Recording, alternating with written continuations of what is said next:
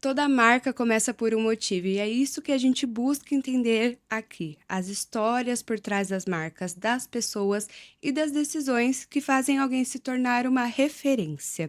Hoje o episódio tem um significado especial. Eu conheci o Arthur Pellegrino no avião, por acaso no meio de uma viagem. Mas não foi só uma conversa, foi uma daquelas conexões que fazem a gente sair do lugar, pensar além da caixa. E foi ali que nasceu de verdade a ideia de criar esse podcast. O Arthur é fundador da Brasil Expansion, sócio da Alu, coautor do livro Faça Simples e alguém que vive o que ensina. Construir com intenção. Hoje a gente vai entender como ele se tornou uma referência em estratégia, brand e visão de negócios, porque ele acredita que todo mundo pode transformar sua história. Arthur, seja muito bem-vindo ao podcast. É uma honra ter você aqui. Agradeço muito a oportunidade. Muito obrigado, Ju. É uma honra estar aqui também. Ai, que bom. Então vamos começar. Eu tenho muitas perguntas para fazer para você. Desde o início eu sempre vim fazendo muitas perguntas para você, porque eu sei que você vem com uma bagagem muito grande. Mas eu gostaria de começar com uma pergunta um pouco mais pessoal. Você compartilha ali nas suas redes sociais que você viveu um momento difícil em 2019, após perder seu pai, e que isso te transformou profundamente, né? E como aquele período redefiniu seu caminho pessoal e profissional? Queria entender um pouquinho desse divisor de águas. É, eu acho que essa é uma questão delicada, assim, na minha vida. Quando isso aconteceu, eu fiquei mais ou menos uns 6 meses sem conseguir falar sobre o assunto, porque foi uma experiência muito traumática que eu tive. Eu tinha uma relação muito próxima com o meu pai, ele era mais meu amigo do que meu pai. A gente tinha aquela relação que ele me ligava no meio do dia só pra falar, Arthur, escuta essa piadinha que eu acabei de ouvir. E ele me contava uma piada aleatória. A gente se falava quase todos os dias. E no dia 2 de outubro de 2018, eu recebi uma ligação, basicamente no meio da noite, falando que tinha tido uma tentativa de assalto no restaurante. Meu pai tinha um restaurante, e que meu pai tinha sido baleado. A gente foi pro hospital, a gente passou por 3 dias agoniantes, sem saber o que ia acontecer, e no dia 5 de outubro, meu pai não resistiu aos ferimentos e ele faleceu. Para mim, isso me tirou do eixo de um jeito que nunca tinha acontecido na minha vida. Eu tinha tido muita sorte até aquele momento e eu nunca tinha perdido ninguém próximo. Eu não sabia o que que era perder alguém, eu não sabia como lidar com isso, eu não sabia como que era aquele sentimento. Eu acho que mesmo se eu tivesse perdido alguém, mesmo se eu tivesse tido essa experiência, o que aconteceu e o jeito que aconteceu, assim, ninguém tá pronto para lidar com isso, para ser bem sincero. E durante mais ou menos 3 a 4 meses, eu simplesmente não era eu. E eu gosto de definir isso da seguinte forma: eu não estava completamente deprimido. Eu não estava, assim, deprimido no sentido de estar triste e chorando todos os dias. Eu também não conseguia ficar feliz. Eu não conseguia ver graça em nada. Eu não conseguia dar risada. Eu não conseguia sentir emoção. Eu só não sentia nada. E eu fiquei assim por vários meses. Teve um dia específico que acabou mudando tudo e que acabou me dando uma outra perspectiva para a coisa que tinha acontecido e para a vida também. Então, de acontecer isso e do meu pai falecer, eu já tinha entrado na Sambateca, eu já tinha dado os passos iniciais para essa história que eu estou vivendo agora, eu já era um copywriter lá dentro, já tinha sido promovido de estagiário para analista, e eu já estava trilhando esse caminho. Só que até aquele momento, eu não tinha basicamente nenhum senso de urgência. Eu acreditava que as coisas tinham o seu tempo para acontecer e que elas iam acontecer quando elas deveriam acontecer. E teve um dia particular, depois de uns 4 meses que tinha acontecido aquilo tudo, que a minha mãe só queria me tirar de casa, porque eu estava o tempo inteiro no meu quarto, e ela me chamou para ir no shopping. Ela queria comprar alguns livros para ela. E eu fui com ela, a gente estava andando pela leitura em BH, e um livro me achou. Assim, eu sempre falo isso porque eu nunca tinha ouvido falar no tema, nunca tinha ouvido falar no autor. nunca tinha ouvido falar em nada do tipo, e eu vi a capa do livro e por algum motivo eu quis ler. Eu, eu peguei o livro, levantei e falei pra minha mãe, mãe, passei esse aqui junto. E ela passou o livro. O livro chamou O Obstáculo é o Caminho, é de um autor que chama Ryan Holiday, e não tinha nada melhor que eu poderia ter lido naquele momento para me fazer voltar a ser eu. Então, eu leio esse livro até hoje, uma vez por ano, e basicamente eu aprendi sobre estoicismo. E nessa época foi o que eu precisava aprender, foi o que eu precisava ouvir, e essa é a verdade, esse livro me achou e essa mensagem me achou. E o que eu aprendi foi que existem várias coisas na vida que estão fora do nosso controle, e existem várias coisas na vida que estão dentro do nosso controle, que a gente pode efetivamente afetar com as nossas ações. As coisas que estão sob o nosso controle são tantas que não vale a pena a gente desperdiçar nem um segundo de tempo e de energia se preocupando com as coisas que a gente não pode controlar. O que aconteceu com meu pai e várias outras coisas que aconteceram na minha vida antes e depois estavam completamente fora do meu controle e eu não consigo afetar o resultado disso, mas eu consigo afetar o resultado do que eu vou fazer com isso. Eu consigo afetar as minhas ações logo depois disso. Eu consigo afetar como que eu vou cuidar da minha família, como que eu vou aparecer para minha mãe, como que eu vou olhar para minha carreira daqui para frente, como que eu vou tentar impactar outras pessoas, como que eu vou tentar continuar o legado do meu pai. Então, essas coisas estão completamente sob meu controle e eu percebi que eu tinha um tempo muito finito dali para frente. E desde então eu tenho tentado usar cada segundo que eu tenho tentado usar cada ação e cada projeto para dar continuidade nessa ideia de viver a vida no máximo e de realizar o potencial que eu sinto que eu tenho. Então, esse foi um dos momentos mais definitivos da minha vida e apesar de que tenha sido uma tragédia que eu não desejo para ninguém, foi uma coisa que me formou. Então, faz parte da minha história. Obviamente, eu gostaria de ter meu pai comigo aqui, mas eu sinto que o que aconteceu me fez ser quem eu sou hoje, sabe? Então, eu E acho que quando é a isso. gente vê sobre essas histórias que marcam a nossa vida, né? Eu ia te perguntar, mas eu acredito que você já me respondeu, né? Se você pudesse conversar com esse Arthur de 2019, o que que você diria? E você comentou nessa história que não tem como a gente controlar o futuro, né? Mas as nossas ações a partir de agora, né? Você deixaria mais alguma mensagem para o Arthur de 2019, se você for ver hoje, com tudo isso que você já realizou?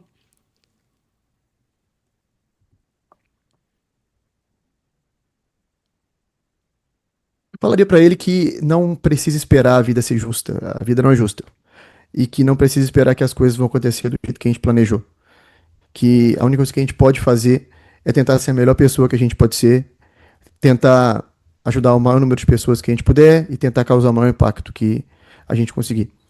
E para entender que basicamente realmente tudo passa e que quando alguma coisa inesperada acontece, seja uma coisa, seja um momento de sorte ou seja alguma tragédia, a gente só escolhe como que a gente vai lidar com isso. A gente não escolhe os fenômenos que vão acontecer com a gente, os eventos que vão acontecer com a gente na vida. A gente só escolhe como a gente vai reagir e por mais difícil que seja, a gente realmente escolhe, é uma escolha, a gente pode decidir como que a gente vai responder a isso. E é zero fácil, mas é realmente simples. Entender que tipo de pessoa que você quer ser e tentar agir de acordo com isso. Perfeito. E você comentou já de algumas experiências que você teve, como o Sambatec, né, que você foi coordenador de marketing lá, mas com essas passagens em grandes empresas, você criou a Velo Media, liderou na Inco e na Alu também, você é cofundador, e agora você fundou a Brasil Expansion.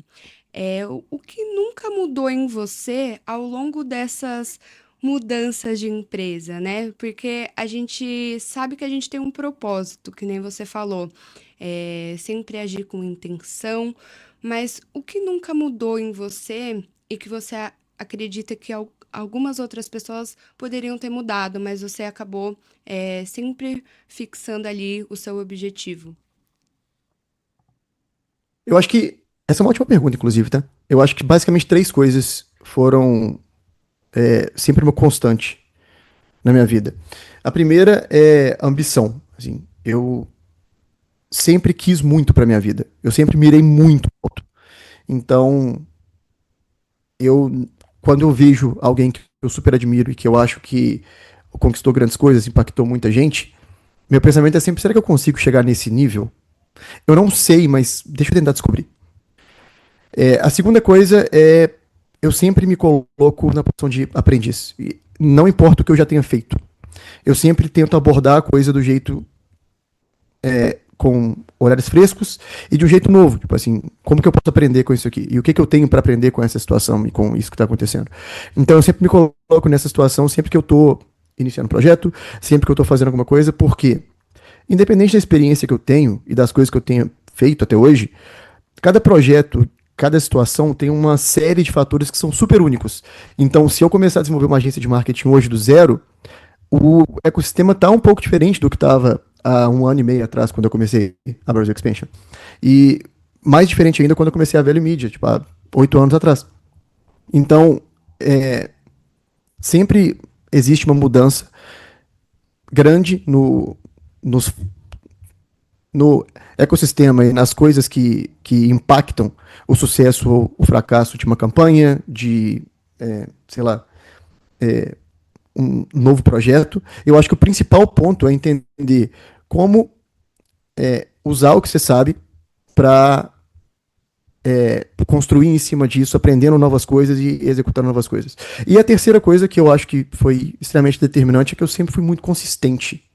Eu sempre acreditei muito que eu poderia fazer o que eu quero fazer, mas apesar de acreditar que eu sou capaz e que eu vou conseguir conquistar as coisas que estão na minha cabeça, eu sempre entendi que o jogo é longo e que eu preciso ter ação consistente. Eu sempre vi as pessoas começando muita coisa e nunca terminando essas coisas, e eu percebi que para eu chegar onde as pessoas não chegam, eu preciso fazer o que elas não fazem.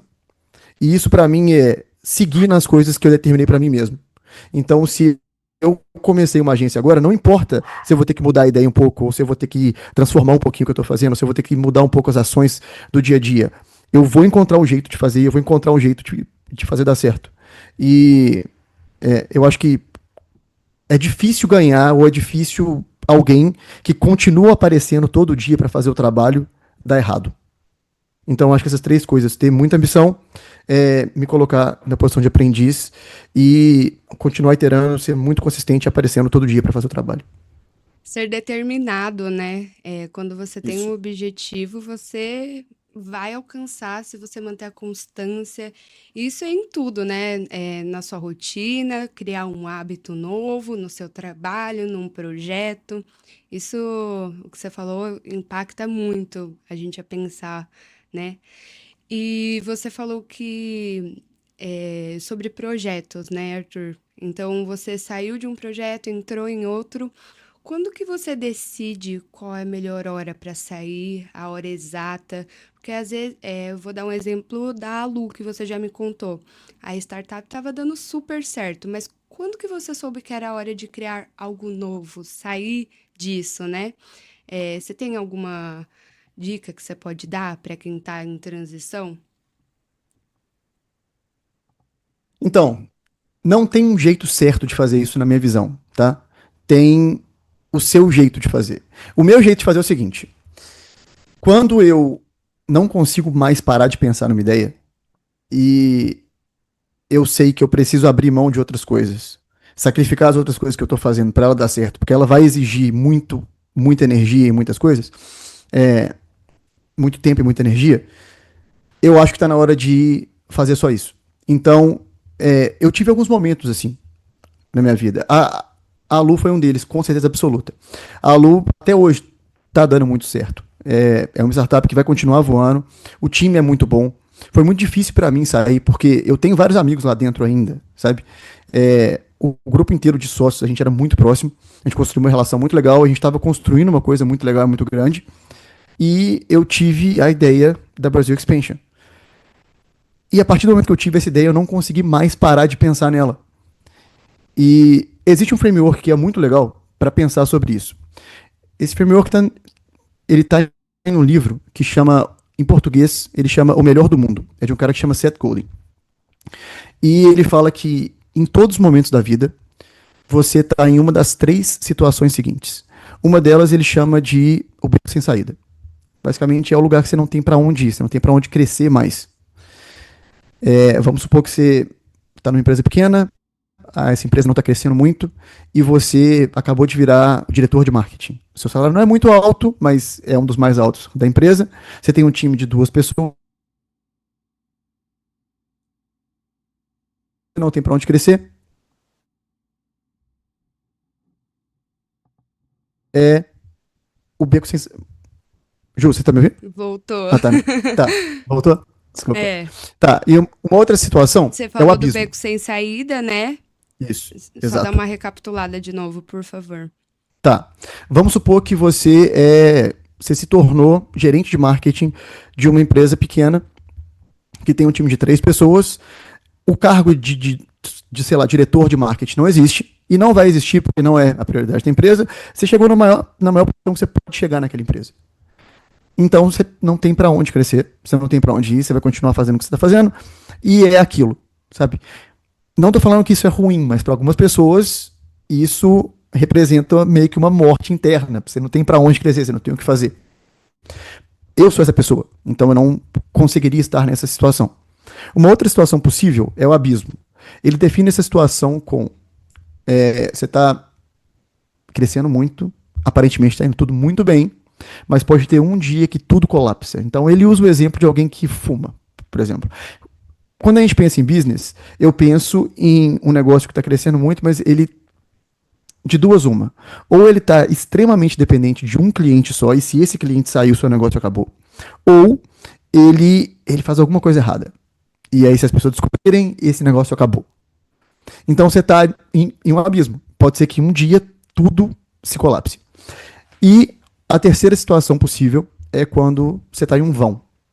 O vão, basicamente, é aquela situação que está muito difícil. Você está um pouco desmotivado, você não está vendo tanto futuro, mas você sabe, você sente em você que se você persistir, se você continuar fazendo, o ganho lá na frente vai ser muito maior. Então vamos supor que você se demitiu para empreender e aí agora a sua renda caiu pela metade, você está tentando de tudo, sua empresa não consegue sair do chão direito, mas você sabe que se você resolver esse problema, se você descobrir como adquirir alguns poucos clientes, a sua empresa vai estar no caminho para daqui a 1 ano, 2 anos, 3 anos, você alcançar todos os sonhos que você sempre teve. Então esse é o vão. Na opinião do Seth Godin e na minha opinião, o vão é o melhor lugar para se estar na vida. Então, eu acho que quando você quer desistir de alguma coisa, ou quando você quer dar um passo, porque a coisa tá difícil, eu não acho um bom motivo para desistir. Se essa coisa vai te dar muito benefício daqui para frente e vai te ajudar a alcançar o que você quer. Se você quer desistir porque você não vê o futuro mais, você não gosta mais daquilo, é uma boa razão. É um bom questionamento de se fazer. Tem algum jeito que eu posso gostar mais disso aqui? Eu posso fazer alguma coisa ativamente para começar a gostar do que eu tô fazendo? Se a resposta for não, desiste. Vai para a próxima coisa. E tem alguma coisa que me empolga mais do que eu tô fazendo agora? Tem alguma coisa que vai me dar vantagem e que tem mais relação com o que eu quero fazer da vida? A única dificuldade dessa última é que você pode virar meio que vítima da síndrome do objeto brilhante. A próxima ideia é sempre a melhor. A próxima coisa vai ser sempre incrível. E o que eu falei antes você precisa ter consistência nas coisas para ver como é que vai ser o futuro. Então, a única dica que eu deixaria, se você está empreendendo, se você está em uma empresa e tem alguma coisa que te empolga mais do que você está fazendo hoje, é avaliar se você está fazendo a tempo suficiente para você colher os benefícios. E se você continuar fazendo o que você está fazendo e ficar muito bom naquilo, lá na frente o seu futuro vai ser muito melhor do que se for para a próxima coisa e para a próxima coisa e depois para a próxima coisa. E não Então, finalizar, né? Porque tem gente que exatamente. começa um negócio e não termina. E fala assim, ah, já não deu certo, vou tentar isso. Mas não, Exatamente. não botou constância ali, não teve firmeza no negócio, né? Exatamente. Acho que isso acontece bastante no meio do empreendedorismo. É, adorei suas dicas. É uma pergunta que eu queria até fazer. Como que você lembra de todos os livros assim de cor? Você faz algum estudo? Eu lembro que quando eu estava na escola, a professora de português falava para a gente fazer um briefing, né? Não sabia que era briefing na época, mas falava assim: resume aí o livro, anota os tópicos. Você faz alguma coisa? Porque você já leu tanto livro. Faço.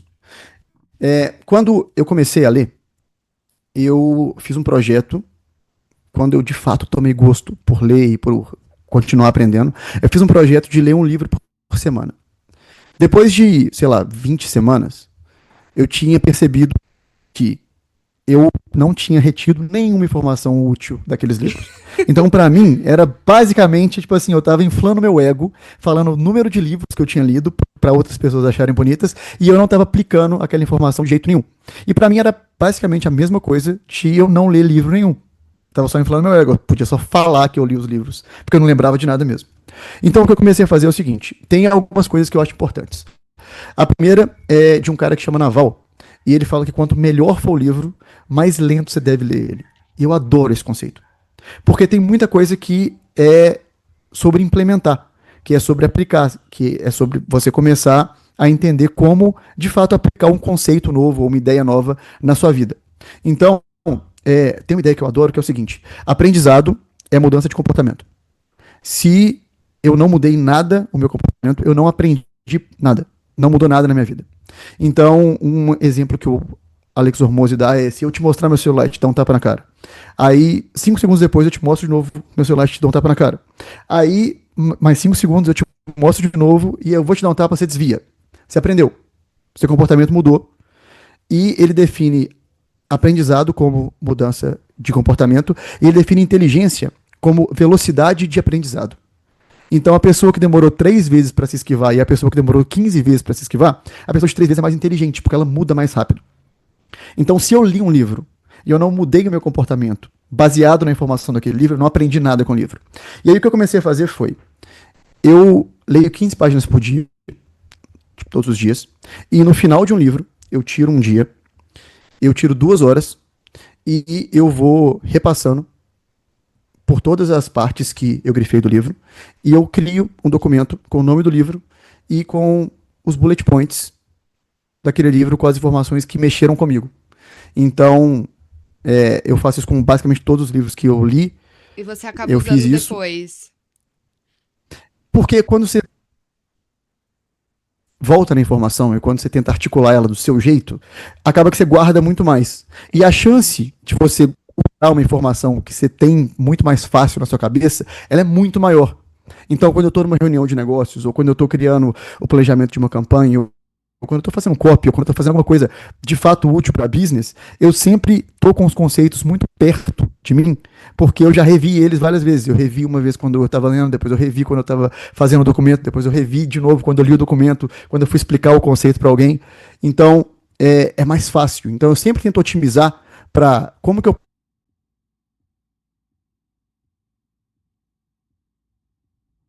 Então, é assim que eu lembro dos conceitos dos livros. Perfeito. Você falou de hábito, né? Sobre você ter um hábito de leitura, não deixar o seu ego guiar, então saber que você está adquirindo conhecimento, né? E falando um pouquinho sobre hábitos, acredito que a vida empreendedora de negócios também tem que ter a sua saúde mental, né?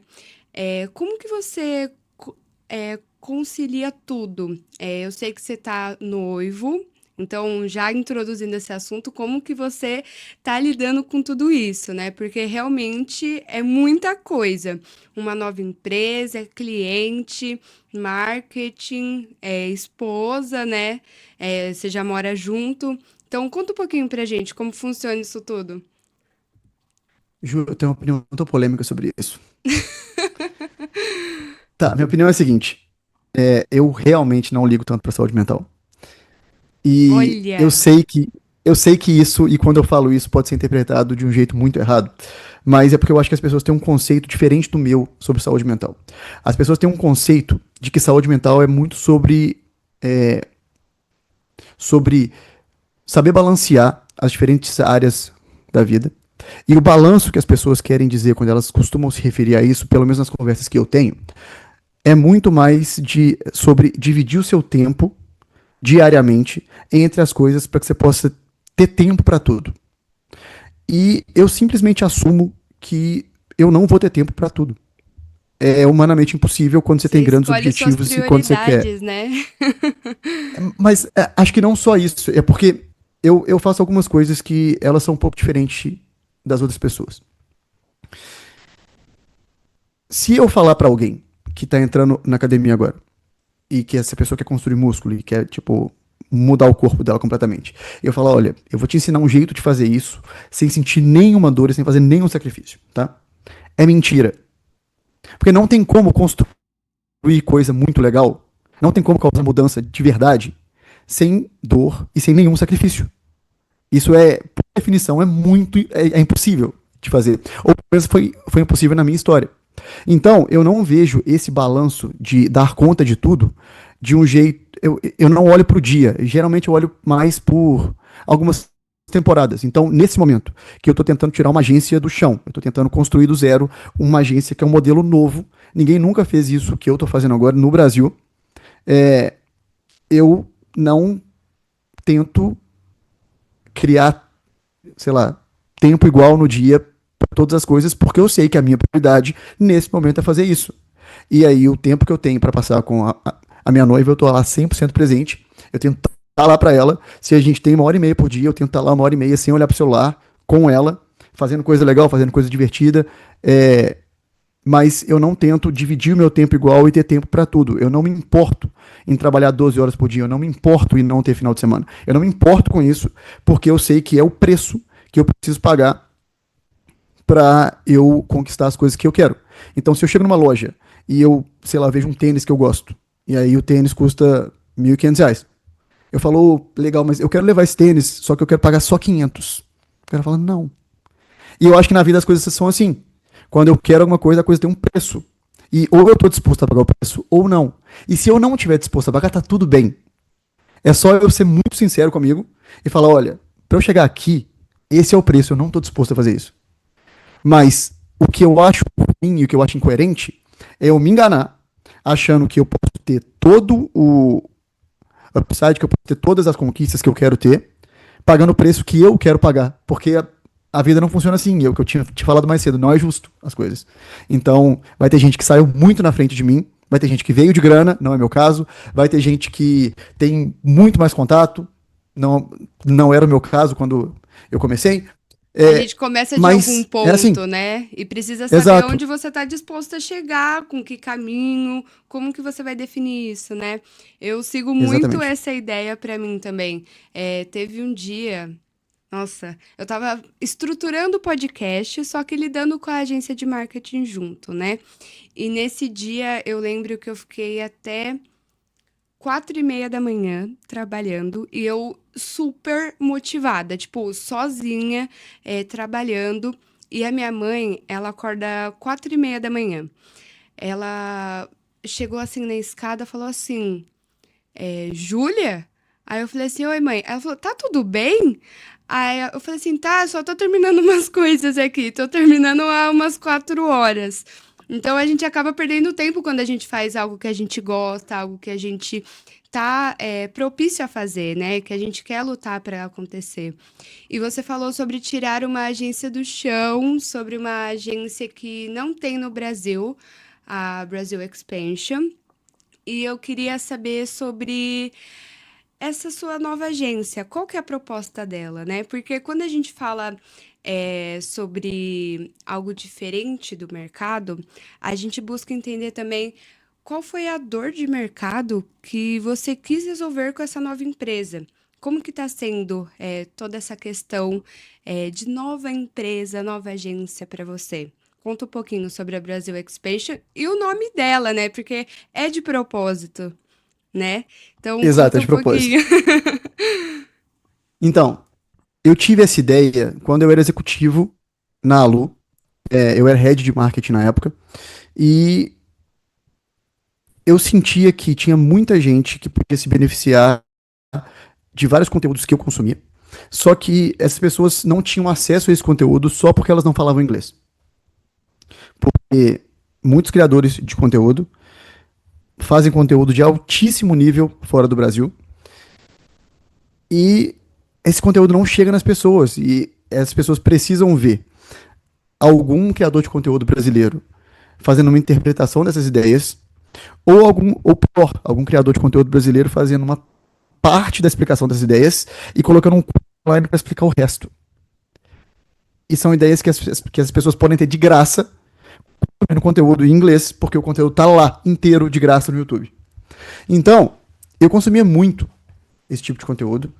E a minha ideia foi, eu acho que as pessoas deviam ser famosas aqui no Brasil também. Eu acho que essa mensagem, essas ideias, esses conceitos, elas iam ajudar tanto os empreendedores brasileiros. E elas iam equiparar o campo de batalha.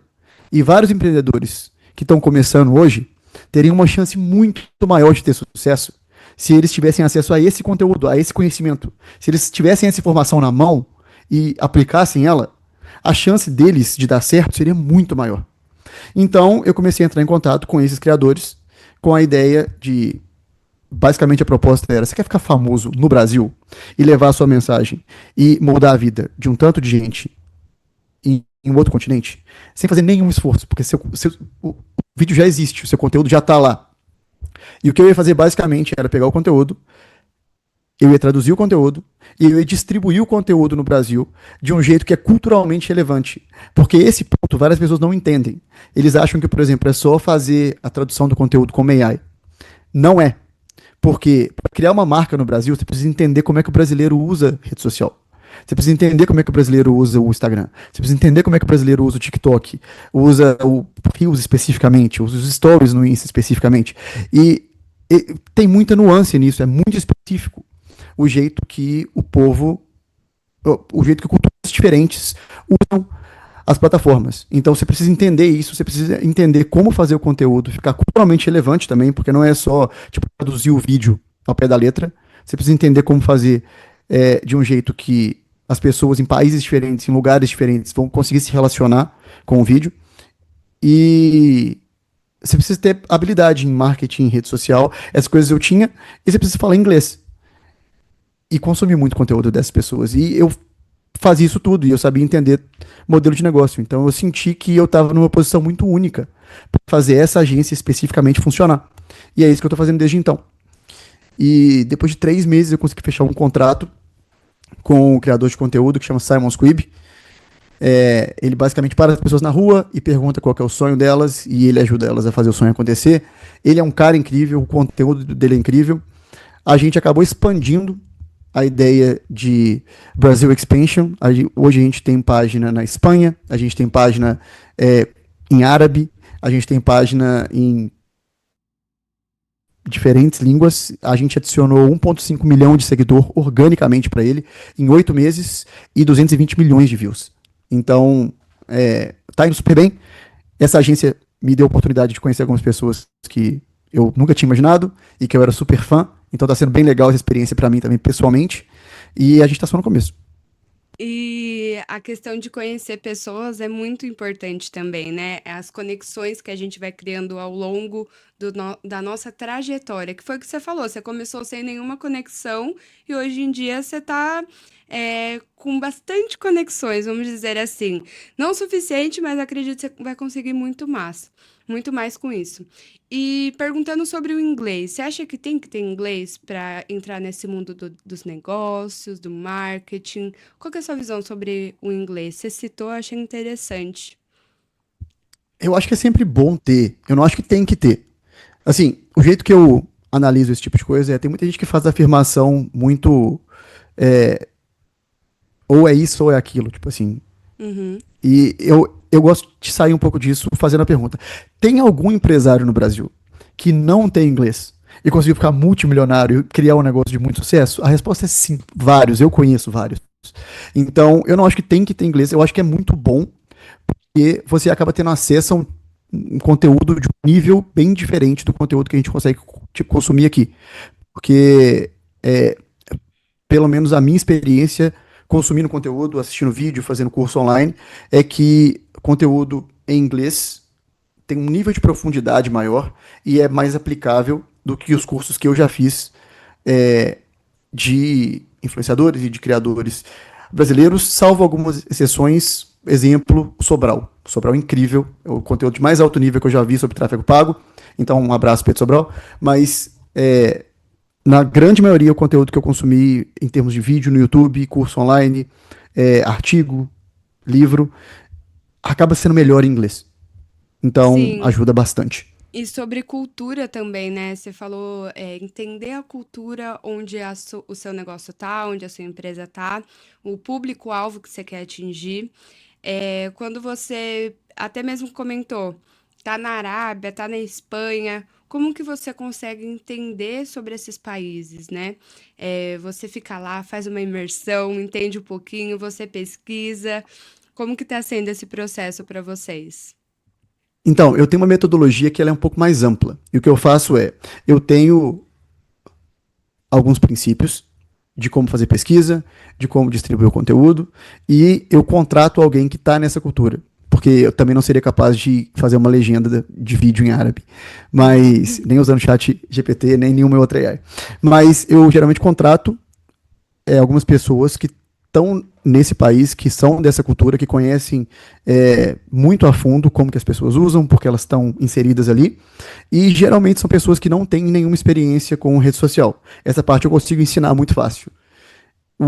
A parte cultural eles trazem, o conhecimento de marketing e de social media eu levo, e eu acho que essa parceria está funcionando muito bem. A gente tem quase 600 mil seguidores na Arábia em 8 meses, e quase 400 mil seguidores na página da Espanha em 7 meses.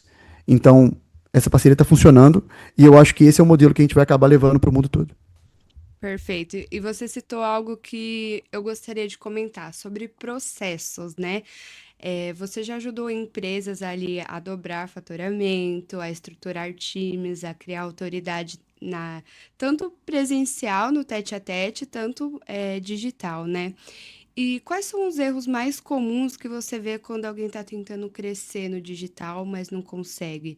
Porque a gente já trocou ali algumas conversas, você falou sobre estruturar a equipe, ter pessoas, contatos, entender ali como você vai ter uma metodologia, que nem você falou. Você tem um método de pesquisa, você vai contratar alguém para fazer isso, porque você não consegue fazer tudo.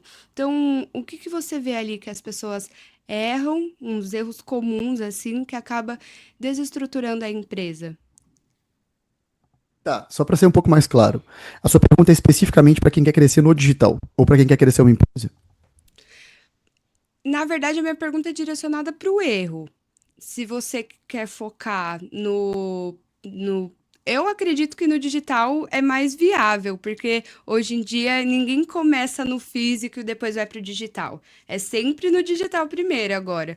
Então, eu acredito que esses erros mais comuns no digital mesmo. Tá, vamos falar sobre o digital então. Assim, grande parte da minha carreira foi multiplicando o faturamento de empresa e construindo do zero alguns produtos e alguns projetos no digital, então eu consigo falar bem sobre isso. Eu acho que alguns dos erros mais comuns variam sobre qual nível que você está nessa jornada. Então, existem alguns erros que são super comuns para quem está começando do zero agora. Existem alguns erros que são super comuns para quem está montando um time. Existem alguns erros que são super comuns para quem já tem um time e está querendo evoluir venda e multiplicar as vendas de, sei lá, 1 milhão por ano para 10 milhões por ano. Então eu vou falar um pouco separado de cada um. Eu acho que para quem está começando agora, os maiores erros e as maiores oportunidades, a mesma coisa, são basicamente inconsistência e qualidade no conteúdo. Várias vezes a pessoa quer muito ter o resultado agora porque o digital tem essa fama de gerar retorno muito rápido. E as pessoas confundem retorno muito rápido com retorno instantâneo. Você vai conseguir ter retorno muito rápido no digital a partir do momento que você entender como é que o digital funciona e entender como divulgar o seu produto ali dentro e fazer venda dentro desse ecossistema. Não a partir do momento que você começar a postar. E para que você possa quebrar esse código, para que você possa entender como é que as coisas funcionam, você precisa de errar bastante. Então você vai precisar fazer 100, 150, 200 posts para que você possa ir entendendo como que as coisas funcionam. E você precisa ser ruim primeiro, para depois você ficar bom. Então, várias pessoas têm essa expectativa de que uma vez que você começar a postar os seus vídeos, teve gente que eu já estava dando consultoria, a pessoa falou, tipo assim, eu não quero começar a postar agora, porque, não sei, não quero ficar famoso. Eu falei, você sabe o quão é difícil ficar famoso? Você sabe o tanto que isso é difícil? Você tá falando pra mim, e aí, assim, eu adoro futebol. Eu falei, você tá falando pra mim que você quer jogar uma final de Champions League, que você quer jogar o torneio mais disputado do mundo e que as pessoas mais assistem no mundo inteiro, sem nunca ter treinado, sem nunca ter entrado em campo. Você precisa começar a postar os seus primeiros posts. Talvez o seu primeiro ano, ninguém vai ligar. E ninguém vai ligar por um motivo muito bom, porque é ruim ainda. É muito difícil você começar uma coisa sendo muito bom naquilo. Então, a sua maior oportunidade quando você está começando é aprender a fazer conteúdo de um jeito que funciona. E uma vez que você começa a estudar social media, uma vez que você começa a aprender como é que esse jogo é jogado, você vai entender que. Vou te dar alguns exemplos. Tem que focar bastante no hook do seu vídeo. O hook são os primeiros 3 segundos do vídeo. E você tem basicamente 3 hooks. Dica de ouro. E assim, você tem basicamente 3 hooks em todos os vídeos. Você tem o hook que é o hook visual. E aí eu vou dar o exemplo dos vídeos do Simon Squibb, porque assim, consistentemente a gente alcança 1, 2 milhões de views. Então, o hook visual é muito dinâmico. Então, o hook visual ele para alguém na rua e ele aborda essa pessoa e pergunta qual que é o seu sonho. A pergunta é muito forte, mas o ato de ele abordar alguém na rua e de parar alguém na rua gera curiosidade. A gente é atraído por movimento, o nosso olho é atraído por movimento. Isso é uma questão evolutiva e biológica. A gente que é marqueteiro, a gente só usa isso. Mas é importante entender que o seu hook é legal se ele tiver movimento. Quando ele começa com uma câmera parada e fica 5 segundos com você olhando para a câmera, sorrindo, até falar alguma coisa, é difícil o seu vídeo dar certo. Porque o tempo de retenção de um vídeo médio hoje é menos de 1 segundo. As pessoas passam o vídeo, elas estão rolando o scroll. O segundo hook é o hook falado. Então, no caso dele, é a pergunta, qual é o seu sonho? Isso é forte. A pergunta é forte e o hook acaba ficando mais forte ainda, porque tem o dinamismo da imagem dele abordando alguém e depois a pergunta. E tem o terceiro hook, que é o hook escrito, que você coloca alguma coisa na tela, que é, eu não imaginava esse final, eu não imaginei que ele iria dizer isso, eu queria ter ajudado ela. Alguma coisa assim. Esse tipo de coisa gera curiosidade e faz com que as pessoas assistam. Então, o início do seu vídeo, a única função que ele tem é fazer a pessoa continuar assistindo o vídeo, porque o tempo de retenção ele é muito pequeno. Eu nunca vi um vídeo, de fato, viralizar sem pelo menos 2 hooks. Sem a pessoa ser intencional, com pelo menos o hook visual e o hook auditivo, ou com o hook visual e alguma coisa escrita, ou com alguma coisa escrita e o som. Sempre tenta criar, sempre tenta colocar esses elementos no seu vídeo para que ele funcione. Uma outra coisa num vídeo que é muito importante para que ele funcione é qual que é a sua tática, a sua estratégia para reter as pessoas. Geralmente isso é feito com lista, eu vou te dar 3 passos para fazer X, o terceiro é o mais legal, alguma coisa assim, ou alguma história. Se você conta história muito bem, as pessoas vão ficar assistindo. Tem um cara que faz conteúdo no TikTok, ele chama Chevy, e ele conta as histórias que estão acontecendo, ou histórias que já aconteceram. Ele começa falando sobre, sei lá, esse aqui é o Jay-Z, Jay-Z fez XYZ, mas o Jay-Z tem um problema. E aí ele continua a história, ele conta a história de um jeito que é impossível você não ficar assistindo o vídeo inteiro de 8 minutos, porque ele é interessante. E depois tem recompensa. A recompensa pode ser algum insight, pode ser o fechamento da história, pode ser alguma lição que a pessoa vai aprender para a vida, pode ser algum comando que você vai falar para ela, tipo, comenta alguma coisa nesse vídeo para fazer isso aqui, pode ser o começo de algum movimento. Isso aí vai com a sua atividade e a sua habilidade para fazer isso funcionar. Mas antes da gente começar a fazer vídeo, antes da gente começar a testar esse tipo de coisa, a gente nem sabe que hook existe. A gente não sabe que existem 3 hooks diferentes. A gente não sabe como criar esse tipo de história para manter a pessoa assistindo o vídeo. Então, no começo você vai ser ruim mesmo, sabe? E eu acho que o ponto inteiro é esse. O ponto inteiro é a maior probabilidade e o maior erro no início é esperar resultado rápido demais e não entender a complexidade da coisa que você vai fazer. Não entender todos os elementos que você tem controle, que você pode controlar intencionalmente para ter sucesso. No segundo estágio, Eu acho que o maior erro é não escalar rápido o suficiente. Não com a gente fazer as funções que estão consumindo seu tempo para que você possa se liberar para fazer coisa que é mais valiosa. E isso vem muito, na minha visão, pelo menos, e na minha experiência, do pensamento de que ninguém vai fazer isso tão bem quanto eu. E isso pode ser verdade, mas uma regra que eu tenho para mim é que 80% do que eu faria feito por outra pessoa e me deixando livre para fazer o que eu preciso fazer para o negócio crescer é 100% incrível. Então, eu sempre tento buscar outras pessoas e tento desenvolver elas para que elas façam o trabalho de um jeito mais próximo do que eu faria ou melhor que eu. E no terceiro estágio é como continua desenvolvendo o time, surgindo com novas ideias, novos produtos, novos lançamentos.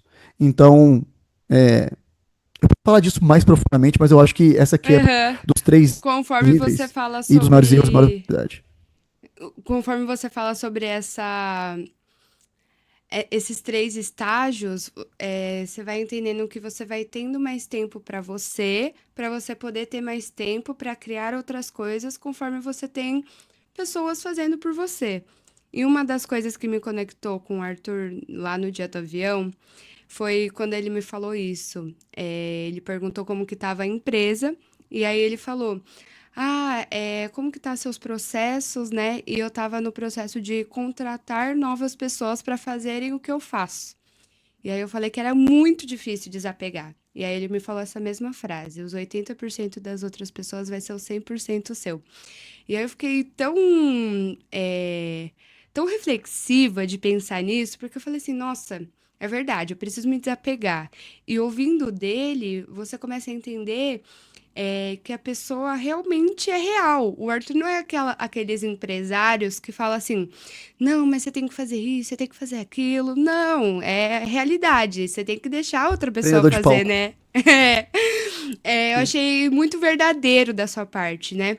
E as outras oportunidades que a gente teve de conversar também foram, assim, mentorias para a vida. Então, eu agradeço muito ter te conhecido por, né, nada coincidência, mas assim, agradeço muito por esses toques que você dá.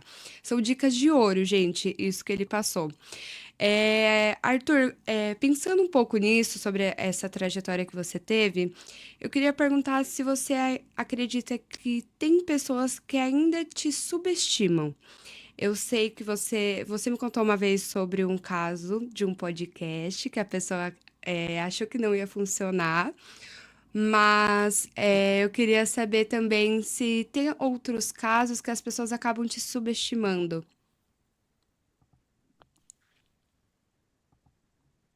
Eu acho que eu não sei como responder essa pergunta muito bem, porque eu não sei se elas estão me subestimando, ou eu não sei se algumas ideias que eu dou realmente não são muito boas mesmo, porque eu não parto do princípio que as coisas que eu penso e que as coisas que eu quero executar, eu não acho que elas estão certas. Eu acho que é a minha melhor aposta. Eu acho que é a minha ideia.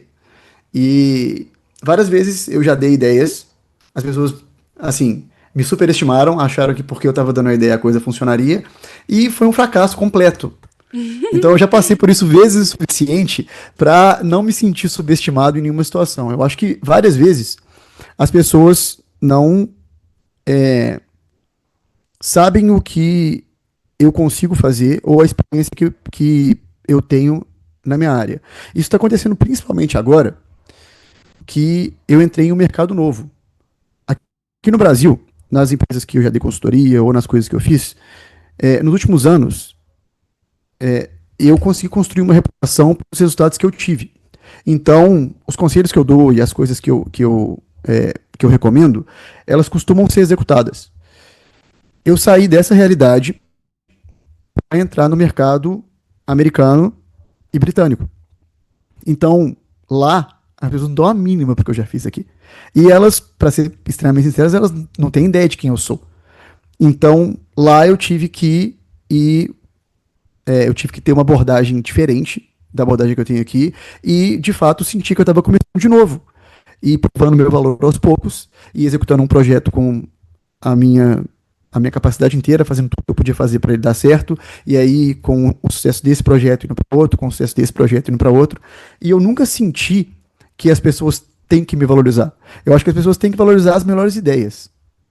E se eu tiver uma ideia que eu acho que ela é muito boa, eu vou lutar muito para que ela seja executada, porque eu acho que vai ser o melhor para o negócio e para o projeto.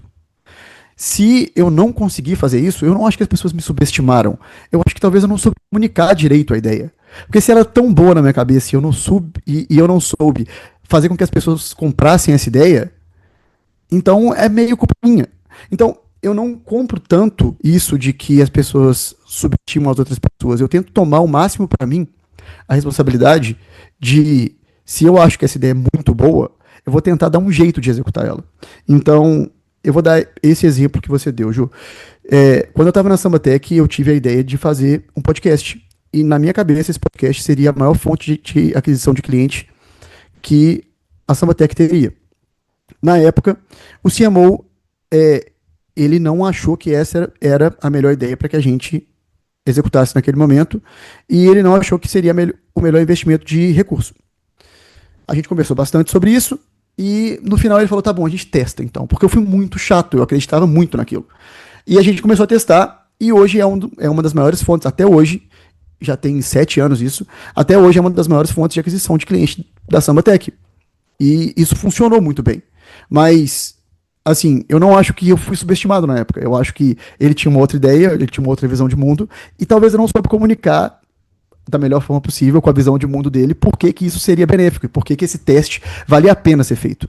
Então, A esse é um jeito comunicação, longo de falar né? para isso é um jeito longo de falar que eu não compro tanto a ideia de ser subestimado ou ser superestimado. Eu sempre compro a ideia de qual que é o meu papel aqui e como é que eu posso comunicar a minha ideia da forma mais efetiva possível para que, se eu acho que essa ideia é realmente muito boa, ela seja implementada.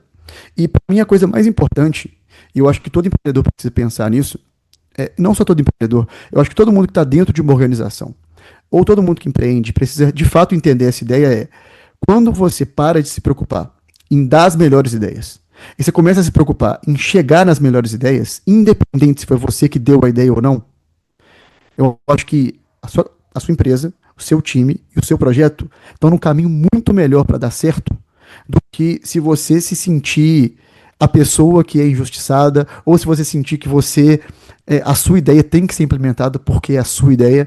Então eu acho que a melhor ideia ganha. E quando você adota essa abordagem, quando você tenta explorar a ideia das outras pessoas e tentar contribuir de fato para que essa ideia fique melhor, e você aceita feedback para que a sua ideia fique melhor também, você acaba chegando numa ideia melhor com outras pessoas do que você chegaria sozinho. Eu acho que esse é o caminho para construir coisa de fato grande. Então, tudo que eu fiz até hoje foi porque eu tinha um time incrível. Sempre. Tipo, todos os sucessos muito grandes que eu tive, seja na Samba, na Inco, na Alu e agora, eu só tô fazendo porque eu tenho um time muito foda do meu lado. Então, tem uma pessoa específica, o nome dela é Thaís, eu espero mandar esse vídeo para ela depois. Assim, 80% das ideias que eu tive depois que eu comecei a trabalhar com ela, das ideias que foram implementadas, foram ideias dela. Tipo assim, ela puxou e o meu papel foi muito questionar ela nessas ideias e tentar construir em cima das ideias que ela teve. Então, eu acho que a principal coisa é essa. Sempre tenta chegar na melhor ideia e não ter a melhor ideia. E não fica se sentindo subestimado ou sentindo que as pessoas devem escutar a sua ideia ou devem implementar o que você sugeriu. E sempre tenta pensar qual que é a melhor ideia e qual que é a melhor forma de eu comunicar isso aqui. E eu acho que é um caminho mais legal. Perfeito. E às vezes as melhores ideias é um pouquinho de cada um, né? É uma mistura ali de informações. E falando sobre ideia, eu queria saber, Arthur, você me falou que achava que esse podcast precisava existir, né? O Pode Virar Referência. E eu queria saber o que que você viu naquela conversa que te fez me impulsionar a criar esse projeto. Isso é uma boa pergunta, Ju. Basicamente, eu vi potencial em você e no Jean. E eu sinto que criar um podcast e fazer uma iniciativa assim é uma coisa que não tem um cenário em que você perde. Não tem um cenário que você perde porque, se o podcast não for efetivo em termos de criar uma audiência muito grande, ou em termos de fechar novos clientes, ele vai ser um aprendizado barra network muito forte para vocês. Então, como vocês estão começando agora, eu vi o brilho no olho que vocês têm, eu vi a vontade que vocês têm de fazer isso dar certo. Eu vi o quanto vocês se dedicam para de fato executar essas coisas. E eu sinto que esse, o que a gente está fazendo aqui, é um dos melhores investimentos de tempo que qualquer dono de agência pode ter nos anos iniciais da empresa. Porque você tem muito ganho adicional somado ao ganho maior que esse podcast pode dar, que é audiência barra novos clientes. Então, é uma coisa que você vai continuar aprendendo tanto com os convidados do podcast, tanto a se tornar uma entrevistadora melhor, uma comunicadora melhor, a passar suas ideias de um jeito mais articulado, você vai experimentar jeitos diferentes de explicar a sua ideia. Então, assim, eu aconselharia isso para grande parte dos empreendedores que estão começando uma agência. A diferença que você e o Jean têm é que vocês de fato colocam em prática as coisas. E essa é a diferença que realmente faz com que algumas pessoas tenham muito sucesso e outras não. Então vocês estão num grupo seleto de pessoas que implementam as ideias. Muito bacana. Obrigada por esse feedback. Realmente, depois que você teve aquela reunião comigo, eu falei assim, nossa, eu tenho que tirar esse projeto do papel, né? Que são coisas que brilham nossos olhos. Realmente foi o que você falou. E para ir finalizando, Arthur, eu queria saber o que te faz referência, que afinal das contas, ser uma referência não é ter um número de seguidores igual o Simon, ainda não, né? Mas como que foi para você a sua trajetória até virar uma referência? Que hoje em dia, como você já me contou algumas vezes, as pessoas te procuram porque sabem sobre o seu posicionamento, tudo que você estudou, tudo que você conquistou, né? Então eu queria saber, o que te faz referência hoje?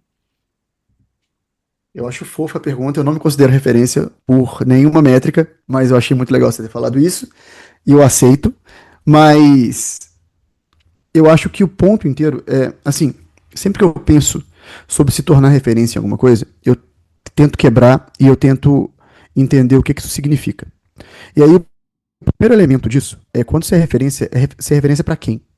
Porque ninguém vai ser referência em tudo para todo mundo. Então você tem que ser referência para alguém em alguma coisa. E eu acho que para construir um negócio hoje, você não precisa tentar ser referência para milhões de pessoas. Principalmente quando a gente está falando de uma agência ou na verdade, de qualquer tipo de empresa. Você precisa de um número relativamente pequeno quando a gente pensa na referência que as pessoas têm hoje, que é, sei lá, Virgínia, ou então pessoas que têm 1,5 milhão, 2 milhões de seguidores. Você precisa de uma base de, de seguidores e uma comunidade bem menor do que as pessoas pensam para que você possa, de fato, construir alguma coisa com isso.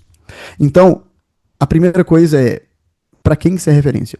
E, no meu caso, eu acabei ficando reconhecido num mercado que eu já atuei e entre as pessoas que já fizeram alguma coisa comigo, basicamente pelos resultados que eu tive e pelas coisas que eu construí.